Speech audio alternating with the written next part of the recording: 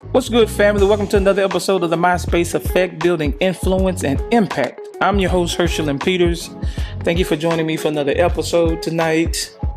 I really want to deal with a topic that has really been plaguing me over the last few weeks. I was kind of careful in dealing with it because it hit home for me. I ain't gonna lie. But at the same token, I believe it's something that really needs to be talked about, especially from a leadership capacity. On this podcast, this platform, it's fair game. I'm not going to be trying to give stuff a pass just because it may hit home or have hit home. But tonight I want to talk about emotionally stuck men. We have a lot of men around here in this generation that has, I like going to the gym, so I think about analogy of grown man shoulders, yet at the same token have a lot of little boy wounds. And so I want to deal with some things tonight that most people won't talk about from a upward fashion, rejection, abandonment, narcissism, and one particular thing that really can be a huge catalyst for so much is that fatherly wound. I think this is going to be good. So y'all know what time it is. Let's get it. Back, relax, enjoy the music, and welcome to my space. Welcome to my space.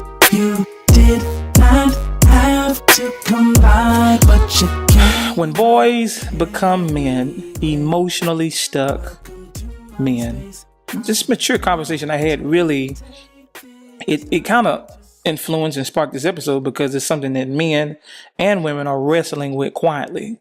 I've lived this myself as well. I've seen where rejection, abandonment, and expectation can distort your identity until you don't realize you're functioning from a wound and not wisdom.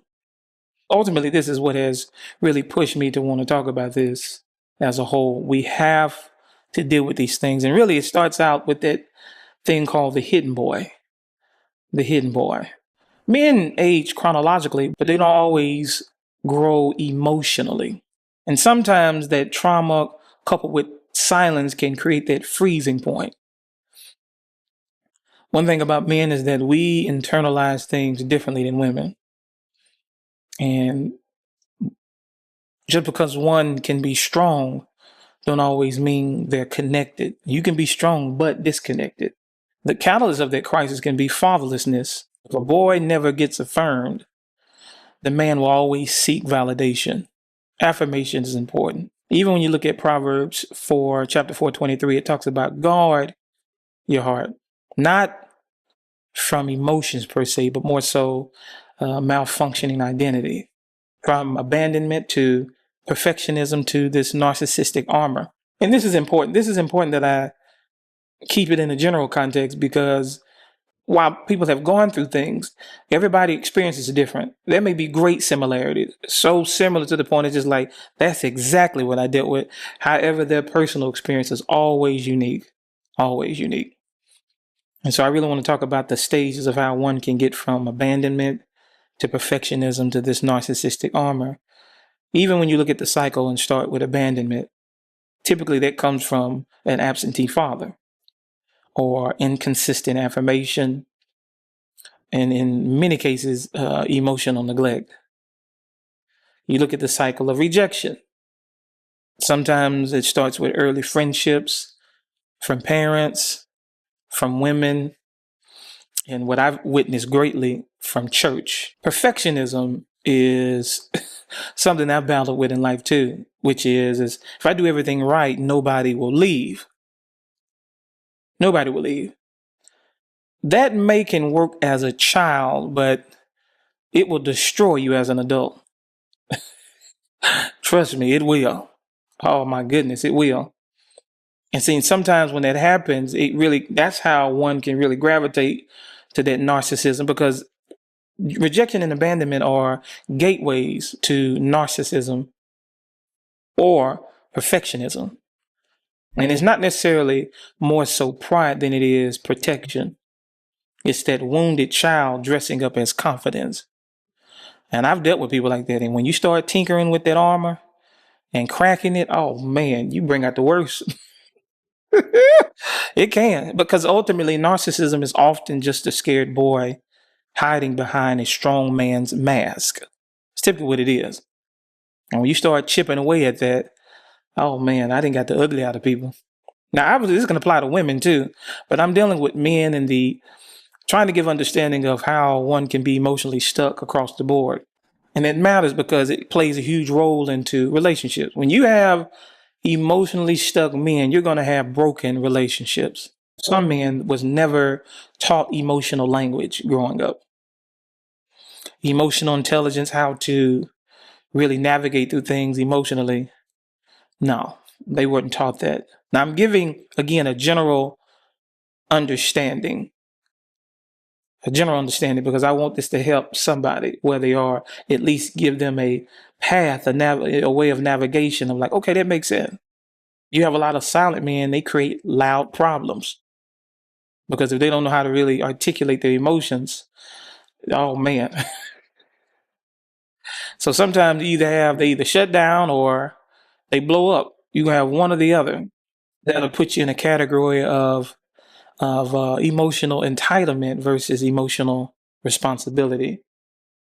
And this gives understanding to why sometimes uh, the issues in being in a relationship with men that are emotionally stuck can take place because you have all of these things. And ultimately, if you get with somebody that's emotionally stuck, one, women may not feel safe. And then number two, a lot of men gonna feel misunderstood. So you have a great clashing. And yes, while men should be able to lead and different things like that, if they don't have their stuff together, some don't because they don't know, which is why I'm sharing this. Some are indifferent. You got ignorance, I don't know, and then you have indifference, I don't care. Some have a combination of both. I don't care, I don't know. And see what's so damaging is when a man's emotion has no vocabulary, he creates conflict he cannot explain. And ultimately, that can lead to a great level of abuse and much more. But I'm gonna leave that's another conversation for another time. But even in that, let me say this, even in that, with those issues at hand like that, it really can cause masculinity to be misdiagnosed. As I shared before about how they never taught emotional language. Some men are taught to be strong but not whole. And as I shared before in previous podcasts, wholeness is really integrity, the ability to maintain a certain temperature across the board. Now, in this case, I'm talking about emotions. You know, as I've shared before, some men are temperatures, some men are thermostats. When you're a thermostat, you can make sure that the temperature across, I can't stand when people say temperature. Sure. Temperature, please. But you have the ability, and that comes with great vocabulary, emotional intelligence. And sometimes masculinity, when it's distorted by trauma, oh man, it creates hell on earth. Even then, if one does have emotional intelligence, because of the damage, one could look at that as weakness. And so what we do is we'll create this pride and ego as a coping mechanism. Underneath that layer of pride and ego is shame. Shame is the foundation of unhealthy masculinity. Even if you look at it from a spiritual capacity, the Bible talks about, I believe in Proverbs chapter 16, verses 18, it says that pride leads to collapse, not strength. Well, ultimately, in practical terms, pride is the mask, but insecurity is the root. And that is why one of the challenges in all of this is vulnerability. I tell people often, vulnerability is a two-way road between somebody being helped and harmed. Many people have used vulnerability as a weapon. It has really caused people to be paralyzed emotionally, stuck. Vulnerability threatens ego, but even in that threat, it frees identity. And the real strength in the midst of all of that is confrontation of self, looking in the mirror. It takes a lot of courage to look in the mirror and accept some things. A lot of men avoid vulnerability because of the pain of that. It don't feel good getting underneath those layers.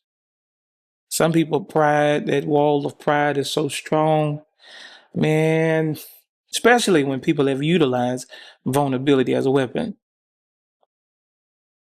And it don't feel good. I wish I would open up and say something Yeah, I'm open up a can. That's what I'm open up. You feel me? Tell you, man, that stuff rough. It don't always feel good, especially when you've been mishandled and you haven't had a safe space. It can be a struggle too, because vulnerability is the key to creating connection. So if you have two people that are bumping, or you're dealing with an individual that is just refusing, it's going to be difficult to bring about change, because vulnerability is that pathway that creates connection, good or bad. But when it comes to healing, that's vital. Real men bleed privately, but heal publicly. I find myself going through some hard seasons, and boy, you talking about bleeding privately? Good gosh, you talking about like it's like a crime scene, all that blood. I'm bringing humor to this, but I'm telling you, good gosh, you call Olivia Benson, oh SVU, Law and Order, something, organized crime, something, please. You call the cleanup crew.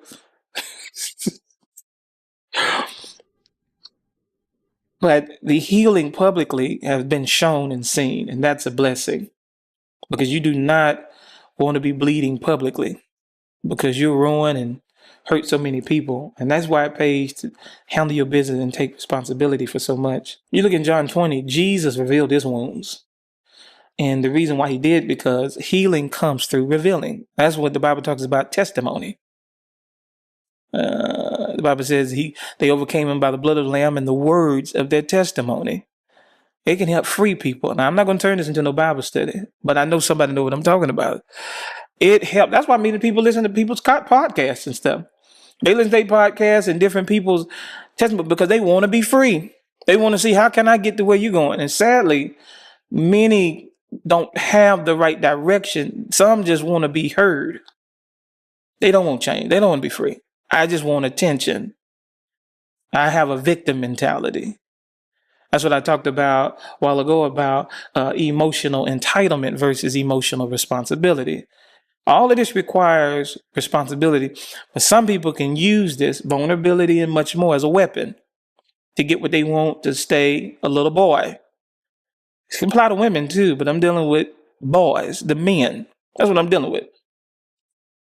And so it's important to understand that, because even in wholeness, it requires exposure. You go to a doctor, you cannot, if you need surgery and something internally needs to be fixed, you got to expose yourself in order to get better, to get whole, to make sure that your body is moving with integrity across the board. So the steps of breaking the cycle and the path to healing is, we got to name that wound. Who hurt me? And what did I pretend didn't hurt me? And then you have to normalize vulnerability with brothers. Now, iron sharpening iron only works if iron is hitting iron. I'm going to make that clear. So you don't need no plastic hitting metal. You're going to tear up something. So just make sure that whoever you talk to as a brother, that they strong. And I'm not talking about like ego. I'm talking about like they're whole. They a man. Because iron sharpens iron. And then ultimately, you have to separate identity from performance and realize that, you know what, I'm not my mistakes. I'm not, at the same token, I'm not my achievements either. It requires security. Being comfortable in your own skin. The stuff that I've been through in life, it has allowed me to understand, if nothing else, my value. That's been my saving grace, understanding my identity, who I am in God, and ultimately my value, which in turn causes naturally for responsibility. That's when boundaries and all this stuff come in. I can talk about it another time. When you're insecure and you really start pushing for approval and attention and you actually get some traction, oh, that can ruin you. That can ruin you. Because now, what I need to work on for? Look what I got. Look what I'm doing. That's why you have to separate your identity from performance. You're not your mistakes. At the same token, you're not your achievements either. But this all starts with rebuilding your trust in God first. A lot of people don't have trust. Trust is the fuel for all things in life. It's your lifeline. Your lifeline. People are pronounced dead because they no longer have life. When that heart stops beating, when you can't get a pulse, it's over. Healing begins with belonging. When you know who you belong to, your identity, everything ultimately as a cheat code, when you understand everything you've been through, is really about your identity, building it, even if it's things that lacked in your generation, your family lineage. It's all about identity. And then sometimes you need to seek actual help, a therapist, some mentorship, spiritual covering. Now that's been jacked. You got to know what that is. Anything that's uncovered loses anointing. When I talk about covering, as I use the analogy or the example of the other episode, just like having a drink, you put a cover on your drink so it don't get contaminated. And when it comes to spiritual covering, that's really what that looks like, to make sure that your life, your calling, what God has placed you here gets maximized, not contaminated. Then accountability circles. You got don't have no echo chamber, and don't be around people that enable you. I've dealt with that a great deal, and boy, you got some people, they are just flat out enabled monsters. Monsters. Good gosh, monsters. See, you don't heal when you hide. You heal when you face what's been hiding in you.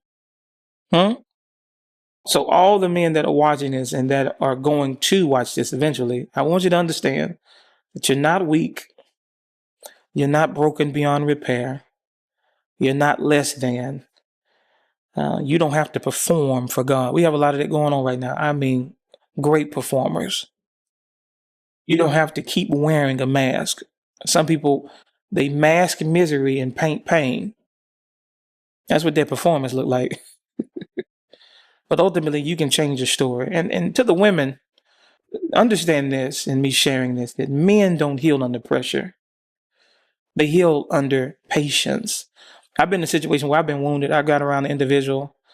It would probably worked out if they was patient and was okay with being a friend while I worked through some serious trauma. But for me to go through about losing my life in a particular situation to, you got to hurry and get over it. You ought to be like, what? Have you no empathy? It's something else. It is. It can be brutal and that can hurt men. But at the same token, you don't need to mother them either. Yeah. But don't abandon him. You have to see the man, not just the wound. Yeah. And this helped men too. Men need to see this. When a woman, she can't see you for who you are, you need to run. She don't have no patience, run. She don't have no empathy, run. I talked about my divorce and broken covenant and stuff in previous episodes, but I'm gonna tell you something. The lack of empathy, oh man, that destroyed my relationship. I mean, callous. Didn't have no patience. And I'm saying that because I'm talking about the value of that. You got to have patience. You cannot create this pressure. Man, you can't do that. Because I see it. You can create some ugly situations if you have a man that's not mature and don't know anything else, but like, this is not who I am, and have a way to retreat. You have some men, they'll wake up one morning and you be like Michael Myers. I'm telling you, Freddy Krueger. Tell you, man. That's why I say often that emotions don't have no sense of direction. If they're not guided to God so he can govern them. In the Bible, when Cain killed Abel, many don't know, and I'm going to try not to be graphic, him killing him was very bad. I won't go into the severity because most don't talk about the severity of it, but the principle or the lesson from it, it shows what emotions can do if they're not checked. I'm saying all of that because as women, you need to understand the process of, I don't like to use this word, but unlearning things. I say correcting things, but some say I have to unlearn. You have to understand that process and give the grace to this man that you want for yourself. You got to set the tone because a lot of women don't understand that energy you put out, you're going to get back. Reaping and sowing is a promise. I got to hurry and get done. I'm running out of time. I'm running out of time. It's a promise. Now, some understand that some will respond, some won't. But at the end of the day, it comes down to character. Who are you? Who are you choosing to be? A person of empathy, patience, or is it conditional? So if you have conditions, you still ain't got it. But I'm going to leave that alone. I can talk about that another time.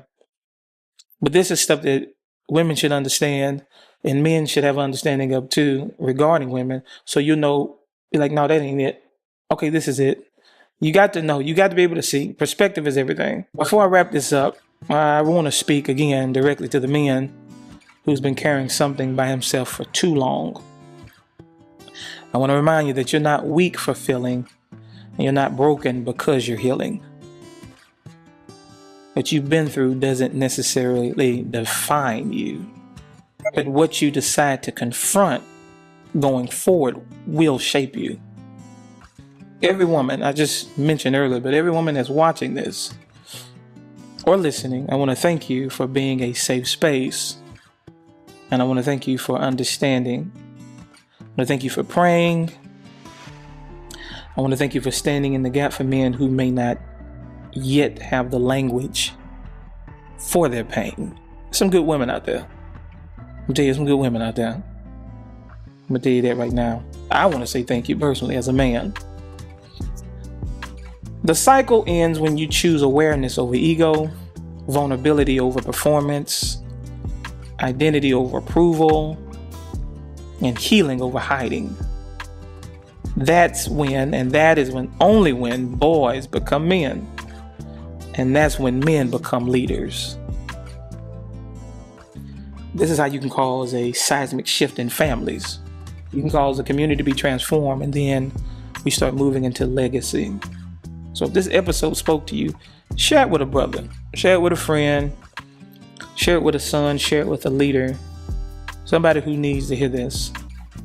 And if you haven't already subscribed, please like, follow, subscribe, share, particularly my YouTube channel. I'm trying to get my podcast going on Apple and Spotify and stuff. I'll be moving like a turtle with that.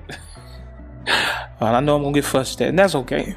But I'm going to get there. But please subscribe to the YouTube channel, because I think the videos on Facebook delete ultimately when I do lives on there. So be sure to check me out on YouTube. I think everything is in the description box. And I have other things coming up too. But yeah, please subscribe. As always, stay sharp, stay grounded, stay accountable, and keep becoming everything God has called you to be. Again, this is the MySpace Effect. I'm Herschel Peters. Thank you for joining me tonight, and I'll see you on the next one. Y'all take it easy. Peace.